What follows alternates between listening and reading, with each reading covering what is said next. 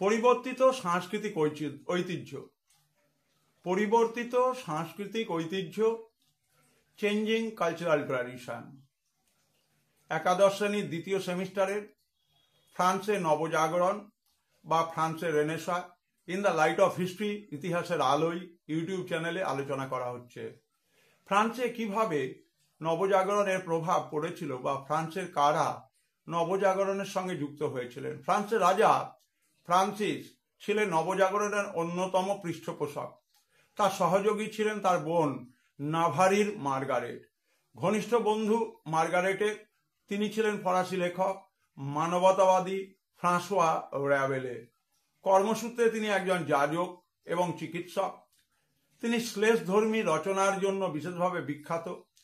তার খ্যাতি ছিল মূলত ব্যঙ্গ কৌতুক ধর্মী 5টি উপন্যাসের মতো রচনার জন্য। ঠিক উপন্যাস নয়, কিন্তু এটি উপন্যাসের ঘরানাতে এক বিশেষ ধরনের রচনা। গার্গান্টুয়া এবং প্যান্টাগ্রুয়েলের কথা এই প্রসঙ্গে বলা যায়। এটি ঠিক উপন্যাস নয়, কিন্তু এটি উপন্যাসের উপযোগী একটি রচনা।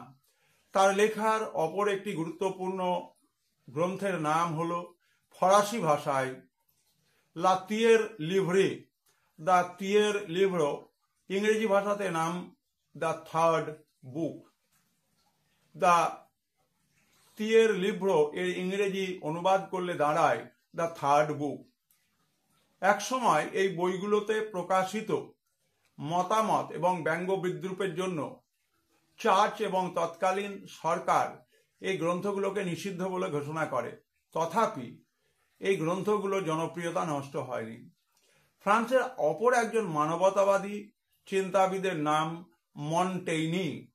তিনি আধুনিক মনোবিজ্ঞান বা মডার্ন সাইকোলজি এই বিষয়ে পণ্ডিত ছিলেন।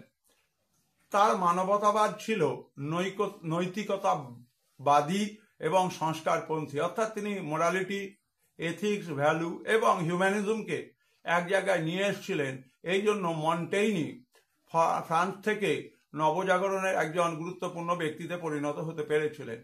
দ্বিতীয় সেমিস্টারের যদি প্রশ্ন থাকে ফ্রান্সে নবজাগরণ এবং তার প্রভাব, 3 নম্বরের প্রশ্ন, তোমরা অবশ্যই উত্তরটি লিখতে পারবে।